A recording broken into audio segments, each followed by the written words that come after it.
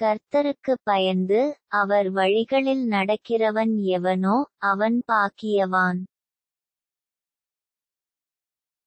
உன் கைகளின் பிரயாசத்தை நீ சாப்பிடுவாய், உனக்கு பாக்கியமும் நன்மையும் உண்டாயிருக்கும். உன் மனைவி உன் வீட்டோரங்களில் கனிதரும் திராட்சக் கொடியைப் போல் இருப்பாள், உன் பிள்ளைகள் உன் பந்தியைச் சுற்றிலும் ஒலிவமரக் கன்றுகளைப் போல் இருப்பார்கள்.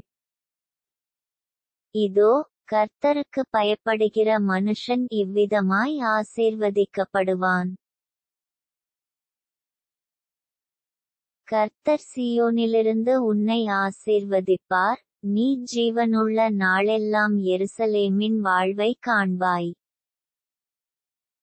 நீ உன் பிள்ளைகளின் பிள்ளைகளையும் இஸ்ரவேலுக்கு உண்டாகும் சமாதானத்தையும் காண்பாய்.